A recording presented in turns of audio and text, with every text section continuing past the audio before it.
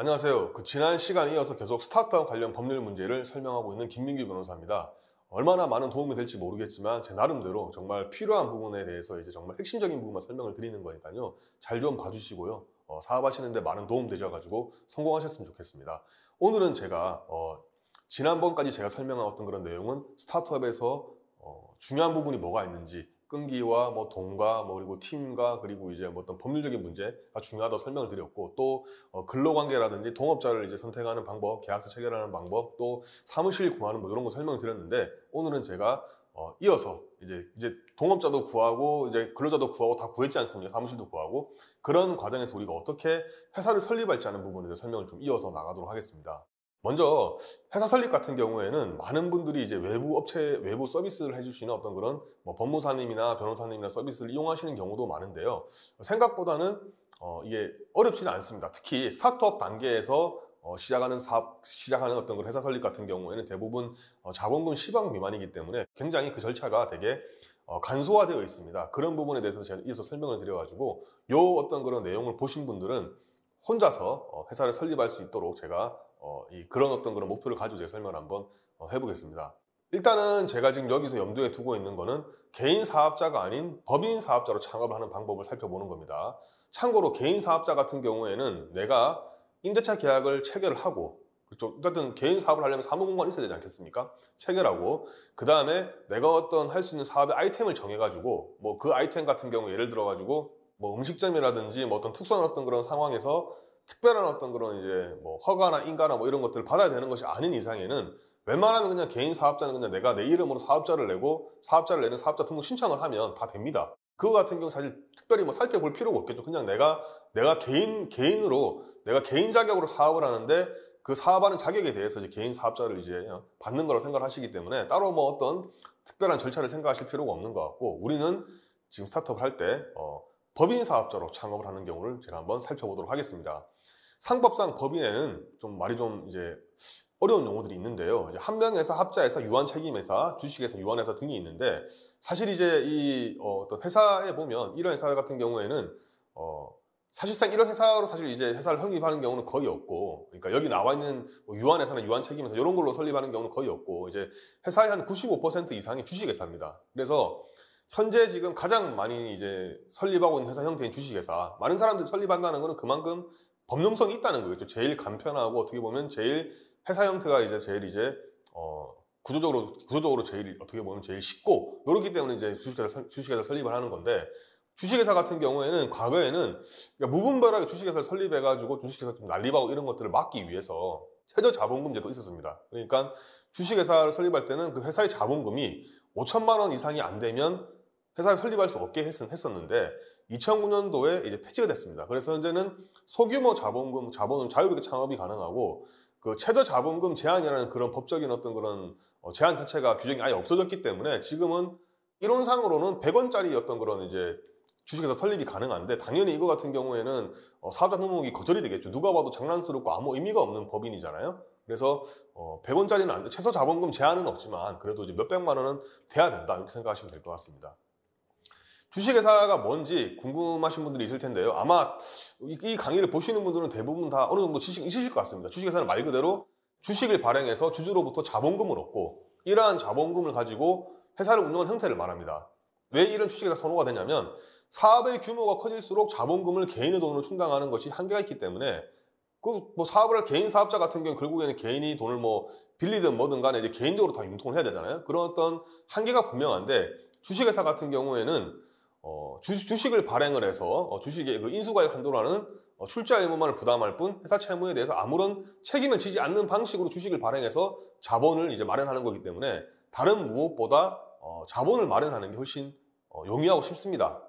그래서 그런 어떤 장점 때문에 주식회사가 이제 많이 이용이 되고 있고 또 개인 사업자 같은 경우에는 어떤 점이 있냐면 개인이 사실 그 개인 사업자가 어떤 사업을 하면서 지게 된 어떤 그런 채무에 대해서 무제한으로 본인이 다 책임을 져야 되는데 주식회사 같은 경우는 주식을 팔아서 자본금을 마련하는 거기 때문에 결국에는 그 주식을 산 사람 같은 경우에 그 주식을 갖고 있는 소유자 같은 경우에도 그 주식 한도 내에서만 책임을 지는 유한 책임이 있습니다. 그렇기 때문에 이런 어떤 특징들 때문에 주식회사 같은 경우에는 좀 더 많이 이제 이용되는 측면이 있다고 할 수 있습니다. 자본금 때문에 그렇죠. 사업을 하려면 결국에는 많은 자본금이 필요한데 그 자본금을 가장 효율적으로 모을 수 있는 방법이 주식회사이기 때문에 주식회사가 많이 사용된다라고 저는 이제 보고 있습니다.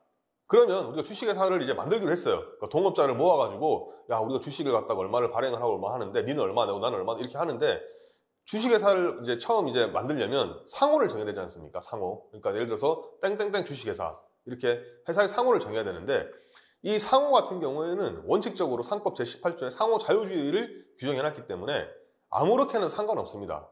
원하는 상호를 마음대로 사용을 해도 됩니다. 하지만 우리가 일상생활에서 원하는 상호를 마음대로 사용할 수는 없겠죠. 왜 그러냐면 지금 보면 알겠지만 상법 22조하고 화면상에 본 상법 22조, 23조에 상호 등기 효력과 그리고 이제 오인시킬 상호의 사용 금지라고 해가지고 함부로 또 기본적으로 상호는 자유긴 한데 함부로 상호를 사용할 수 없게끔 그렇게 제한을 걸어놨기 때문입니다. 예를 들어서 23조 같은 경우에는 누구든지 부정한 목적으로 타인의 영업으로 오인할 수 있는 상호를 사용하지 못한다고 돼 있고 이항 같은 경우에는 그렇게 됐을 경우에는 손해를 받을 염려가 있는 자가 그 상호를 등기한 자에 대해서 폐지를 요청할 수 있고 그런 어떤 법적인 어떤 조치를 취할 수 있는 어떤 조항까지 다 만들어 놨는데요. 그 이유는 뭐겠습니까? 당연히 마음대로 상호를 사용하게 되면 이미 설립되어 있는 어떤 그런 유명한 회사의 상호를 갖다가 내가 마음대로 써가지고 그 회사한테 피해를 줄 수도 있고 그걸 불법적으로 이용을 해가지고 뭐 물건을 판다든지 그런 식의 어떤 그런 행위를 할 수 있기 때문에 상호를 기본적으로 자유롭게 사용할 수는 있지만 다른 상호와 오인되게는 안 되고 아무렇게나 쓰지는 못하게 이렇게 제한을 걸어둔 겁니다. 기본적으로 어떤 몇 가지 제한이 있는데 제가 추가적으로 이어서 설명을 드리면 22조에는 뭐라 되어 있습니까? 타인이 상호를 등기하였다면 동일한 관할 구역 내에서는 동일한 상호를 동종영업의 상호로 사용할 수 없다고 규정을 하고 있고요. 그 다음에 아까 서두에 설명을 드렸다시피 23조에서는 부정한 목적으로 타인의 영업으로 오인할 수 있는 상호를 사용하지 못하게 되어 있고요. 그래서 그러면 우리가 상호를 갖다 그러면 어떻게 해야 되느냐? 우리가 내가 어떤 상호를 내가 사용할 건데 그 상호가 실제로 사용되고 있는 건지 아닌 건지 어떻게 알아볼 수 있느냐? 요거는 쉽게 확인할 수 있습니다. 뭐냐 하면 상호를 등기하기 전에 우리가 확인하는 절차가 필요한데요. 대법원이 운영하는 인터넷 등기소에 가면 상호를 갖다 이게 중복되는 상호인지 아닌지를 확인할 수가 있거든요. 이걸 확인을 한 다음에 없다. 다른 사람이 이걸 이제 내 관할 구역에 내 상호한 사람도 없고 내가 이거를 뭐 부정한 목적으로 뭐 똑같이 따라 해가지고 그걸 뭐 이제 잘못 사용하려고 하는 그런 의도가 없는 것들을 확인할 수 있을 정도로 어떻게 보면 상호의 중복을 다 확인한 다음에 그 다음에 등록을 하시면 되는 겁니다. 상호를 갖다가 만든 다음에 상호를 정했으면 우리가 이제 땡땡 주식회사 예를 들어서 뭐 스타트업 주식회사라는 걸 만들어요. 만들면 일단 회사 이름은 정해졌지 않습니까? 회사 이름이 스타트업 주식회사예요. 우리가 대법원 등기소에 갔는데 스타트업 주식회사라는 그런 상호가 없어서 요 상호를 정했습니다. 일단은 그 다음에 우리가 이제 중요한 거는 뭐냐 하면 회사라는 것은 우리 눈에 보이는 실체가 없지 않습니까? 사람이나 뭐 개나 동물 같은 경우에는 눈에 보이는 실체가 있는데 회사는 결국에는 회사라는 어떤 그런 눈에 보이는 실체는 없는 거고 뭐 다만 어떤 그런 뭐 회사 어떤 그런 사무실이나 어떻게 보면 회사가 상품을 판매하는 물건은 이런 어떤 회사 실체와 관련된 어떤 그런 부분들이 있을 수 있을지 모르겠지만 사람처럼 눈에 보이는 부분은 없습니다. 그래서 제일 중요한 부분 중에 하나가 뭐냐 하면 이 회사가 어떤 회사인지 규정을 하는 회사의 어떤 그런 실체를 규정하는 정관을 작성하는 게 중요합니다. 자, 정관 같은 경우에는 원래는 이제 정관은 공증인의 인증을 받으면 효력이 생기는 건데 제가 아까 전에 서두에 우리가 하려는 대부분의 어떤 그런 작은 규모 스타트업 같은 경우에는 간단하게 그 회사를 설립할 수 있도록 이렇게 만들어 놨다고 하잖아요. 그래서 자본금이 많은 경우에는 공증인의 인증을 받아야 되는데 정관 같은 경우에 근데 자본금 총액이 10억 미만인 같은 경우에는 특별히 이렇게 이제 인증까지는 필요 없고요. 정관에 이제 기명날인, 그러니까 발기인들, 회사를 설립하는 사람들이 기명날인하고 서명하는 방식의 효력이 발생할 게 이렇게 간단하게 절차를 해놓은 겁니다. 왜냐하면 우리 같은 스타트업들이 회사를 쉽게 만들어서 빨리 사업을 잘할 수 있도록 어떻게 보면 규제를 어느 정도 풀어놓은 거라고 할 수 있겠죠. 정관은 제가 말씀드렸다시피 회사가 어떤지 회사 실체, 운영 규정 이런 것들을 규정해 놓은 것을 할 수 있는데요. 정관에 들어가야 될 어떤 그런 내용들이 있습니다. 목적, 뭡니까? 이 회사를 설립한 이유가 뭔지 이런 부분들은 인터넷에 보면 표준 정관이 있는데요. 그래도 이 강의는 이제 원리를 설명하는 어떤 그런 이제 영상이다 보니까 제가 필요한 부분에 대해서 좀 꼭 알아야 될 내용을 설명을 이어나가는 거고요. 목적은 내가 회사를 왜 설립하는지 이 회사 같은 경우에는 어떤 사업을 하고 뭘 어떻게 하기 위해 설립하는 이런 부분 들어가야 되는 거고요. 그 다음에 두 번째로 상호는 뭡니까? 회사 이름이죠. 당연히 이름이 들어가야 되는 거겠죠. 그 다음에 회사가 발행한 주식의 총수 회사가 이제 우리 주식회사를 만들잖아요. 그러니까 주식회사를 만드는 거다 보니까 주식을 얼마나 많이 발행해야 될지를 미리 정해놔야 되는 거겠죠. 근데 만약에 우리가 회사를 운영하다가 주식을 이미 다 발행했어요. 회사가 발행할 주식의 총수를 이미 다 채웠어요. 그런 경우에는 주식을 추가로 발행하려면 어떻게 되겠습니까? 정관 개정을 해야 됩니다. 그렇기 때문에 처음에 우리가 회사를 설립할 때 주식을 좀 발행할 주식 수를 넉넉하게 해두는 게 사실 좋겠죠. 그 다음에 액면 주식을 발행하는 경우에 한 주에 금액이 얼마인지 우리가 한 주당 금액이 얼마인지 초반에 당연히 주식이 뭐 500원짜리 액면가 500원짜리 주식인지 5,000원짜리인지 얼마인지 만원짜리 이런 것들을 당연히 정해야 되는 거고요. 그러니까 지금 여기 들어가 있는 부분들은 핵심적인 내용, 빠지면 안 되는 내용, 정관에는 반드시 들어가야 될 내용들 설명을 한 거고 이 빠지면 안 되는 내용, 반드시 들어가야 될 것들은 우리가 회사를 설립하면서 어떻게 할지를 정할 때 반드시 고민을 하고 이 내용들을 적어야 되는 이 내용에 대한 어떤 그런 부분들을 채워 넣어야 되는 그런 부분들입니다.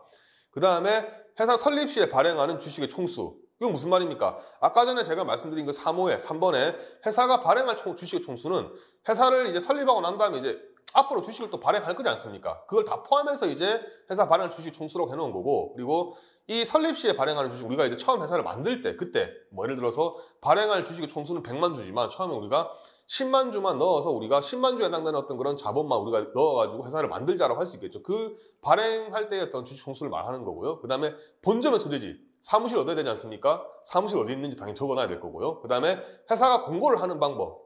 회사는 실체가 없기 때문에 회사의 어떤 그런 이제 그러니까 물리적인 실체를 말하는 겁니다. 실체가 없다는 그런 뜻이 아닙니다. 그래서 회사는 이제 실체가 없기 때문에 회사가 이제 어떤 식으로 회사의 중요한 사항들에서 공고를 해야 되는데요. 보통 뭐 간보나 어떻게 보면 신문 같은 데 공고를 하는데 요즘에는 정관에다가 우리가 인터넷에 공고할 수 있다 이렇게 정관에다가 이걸 갖다가 이제 넣을 수 있거든요. 그런 경우에는 우리가 뭐 신문에 공고하게 되는 경우는 비용이 발생하기 때문에 인터넷에 공고한다는 그런 규정을 넣으면 별다른 어떤 그런 비용 없이 간단하게 공고가 가능할 수 있겠죠. 그래서 이런 부분들도 어떤 방법으로 공고할지 하는 부분에 대해서도 회사 설립할 때 미리 생각을 해둬야 될 부분인 겁니다. 그 다음에 발기인의 성명, 중등록번호, 주소. 이건 뭡니까? 회사 설립한 사람이 누군지 그 인적 사항이 당연히 들어가야 되겠죠. 그런 부분을 생각하시면 됩니다. 자, 그 다음에 이런 어떤 그런 정관의 어떤 그런 그 정관에 대한 부분들을 다 제가 살펴봤고요. 그 다음에 지금 보는 부분 뭐가 있습니까? 상법상 회사는 상법의 규정에 따라서 설립 절차를 거쳐 본점의 소재지에 설립 등기를 함으로 성립한다 돼 있잖아요. 그러니까 아까 전에 제가 간단하게 말씀드린 상호, 정하고, 정관 만들고 이런 각종 절차들을 갖다가 다 이행을 한 다음에 이 회사를 설립한다는 상업 등기를 해야 된다는 겁니다. 그런 등기를 했을 때 우리가 국가가 관리하는 그 등기소에 이런 어떤 회사가 설립됐습니다라는 걸 국가에 딱 등록을 해놓는 거예요. 그러면 누가 보더라도 그 회사는 이제 살아있는 회사가 되는 거겠죠. 아시겠죠? 요 방법이 어떻게 보면 좀 말이 좀 어려울 수가 있는데 말하자면 어떻게 보면 실체가 없는 먼 회사 같은 걸 실체가 없는 회사를 갖다가 이제 이 회사 설립된 걸 갖다가 누가 관리해야 되겠습니까? 국가가 관리해야 되겠죠. 그런 것들을 등기소에다가 등록을 해놓는다고 보시면 되는 겁니다. 그 다음에 이 회사 설립 등기 사항 같은 경우에는 상법 317조 제2항에 자세하게 규정을 하고 있고요. 요거 같은 경우에는 기본적으로 언제 설립 등기를 해야 되고 이런 식의 어떤 그런 내용들이 다 나와 있습니다. 그래서 이 설립 등기 절차를 이행을 한 다음에 그 다음에 인허감이 사업자 등록을 마치게 되면 주식회사의 설립을 완료할 수 있는 겁니다. 간혹 가다가 사업자 등록도 안 하고 사업을 하시는 경우가 있는데 그렇게 하면 안 됩니다. 사업자 등록을 하고 사업을 해야 됩니다. 이처럼 이제 어떻게 보면 회사 설립 절차가 이제 뭐 간단하게 설명은 했지만 좀 복잡할 수가 있는데요. 그런 사람들 같은 경우에는 제가 이제 저한테도 그런 자문을 많이 이제 물어보시는데 그런 경우에는 제가 중소벤처기업부에서 운영하는 온라인 법인 설립 시스템이라고 있는데 이런 것들을 제가 이용하라고 좀 적극 추천해 줍니다. 온라인 법인 설립 시스템 같은 경우에는 이게 그러니까 지금 제가 말씀드리는 설립 절차 같은 경우에를 온라인상으로 중소벤처기업부 홈페이지를 홍보하는 건 아니고요. 정말 도움이 돼서 말씀드리는 겁니다. 그래서 정말 간단하게 설립할 수 있는 절차를 이제 안내해 주고 있고 요거 같은 경우에는 우리가 뭐 예를 들어서 이제 뭐 등본이라든지 뭐 이게 필요한 서류들 같은 게 있거든요. 그런 것들을 몇 가지만 준비하면 인터넷으로 굳이 밖에 안 나가도 법인 설립 절차를 완료할 수 있게 해주는 거기 때문에 이런 절차를 이용하시면 쉽게 설립이 가능합니다. 그래서 제가 아까 전에 설명드린 바와 같이 이제 온라인 법인 설립 시스템 같은 경우에는 지금 화면에 보시는 이 시스템인데요. 요거 같은 경우에 정말로 온라인으로 클릭을 하게 되면 자연스럽게 이제 단계별로 넘어가면서 법인 설립을 정말 아무것도 모르는 사람도 정말로 할 수 있게끔 이렇게 좀 해놓은 거거든요. 그래서 보시면 아시겠지만 지금 굉장히 쉽게 법인 설립을 할 수 있도록 이렇게 지금 단계별로 이렇게 다 설정해 놓은 것이고 사이트에 들어가셔가지고 주식회사 설립을 클릭을 하신 다음에 여기 보면 이제 항목들이 있지 않습니까? 이 항목들에 입력을 하시고 단계별로 다음 단계 누르시면 자동으로 이제 법인 설립이 되는 시스템이고 여기 보면 이제 필요한 어떤 서류 같은 거 있잖아요. 이런 것들 같은 경우에도 표준 양식을 다 제공을 하고 있습니다. 그 표준 양식 같은 경우에 이제 조금만 수정을 한다든지 아니면 표준 양식을 그대로 해도 사용을 해서 상관은 없기 때문에 이걸 활용하시면 정말로 쉽게 법인 설립이 가능하시고요. 다만 중요한 부분이 뭐가 있냐면 정관 같은 경우에는 제가 아까 설명드린 부분들 중에서 좀 신중하게 좀 정해야 됩니다. 왜 그러냐면 발행할 주식의 총수라든지 발행할 주식의 어떤 그런 종류라든지 또는 이제 뭐 회사의 어떤 그런 이제 공고 방법이라든지 또는 뭐 이사에 대한 어떤 규정이나 이런 부분들은 스타트업에 맞게끔 좀 약간 수정이 필요한데요. 그런 어떤 수정은 이 표준 정관에 안 나와 있습니다. 근데 그런 거 같은 경우에는 충분히 아까 전에 제가 말씀드린 그런 내용들을 생각을 해보면 충분히 수정을 해서 이제 본인 어떤 그런 스타트업에 맞게끔 변경이 가능하니까 그 정관 작성 부분만 조금만 유의해 주시면 나머지는 크게 신경 쓸 필요 없이 바로 이렇게 법인 설립이 가능하고요. 한 가지 유의할 점 또 하나 있는데 뭐가 있냐면 이 사이트 이용하시면서 되게 오류가 많이 나거나 좀 잘 안 되는 경우가 있는데 그런 경우에는 본인이 좀 아무리 뭐 뛰어난 어떤 그런 프로그램이나 컴퓨터를 잘한다고 해서 그걸 이제 본인이 하시려고 하지 마시고 밑에 보면 이제 고객센터가 있습니다. 고객센터 전화해가지고 그 문제를 바로 해결하시는 게 되게 좋습니다. 그렇게 하시는 게 아마 간편하고 빠르게 오류를 수정을 해서 법인을 설립할 수 있는 게 될 거고 아마 본인이 해결하시려고 하면 잘 안 되는 경우가 많이 있으니까요. 그런 오류들은 그렇게 좀 참고하셔서 해결하시면 될 것 같습니다. 그리고 이제 제가 요번 시간까지 해서 제가 스타트업에 필요한 어떤 그런 법률 강의를 제가 좀 압축적이지만 빠르게 좀 제가 진행을 했는데요. 혹시나 질문이 필요하신 분들은 좀 궁금한 부분이 있으신 분들은 주저하지 마시고 여기 제 회사 이메일 주소가 있습니다. 여기 이메일을 보내주시면 제가 시간이 나는 대로 틈틈이 제가 성실하게 답변을 해드릴 테니까요. 주저하지 마시고 질문해 주시면 될 것 같습니다. 오늘까지 해서 제가 스타트업에 필요한 어떤 그런 법률 강의를 제가 짧게나마 설명을 해드렸는데요. 정말 여러분들이 스타트업을 운영하고 또 성공하시는데 조금이나마 도움이 됐으면 정말 좋겠습니다. 감사합니다.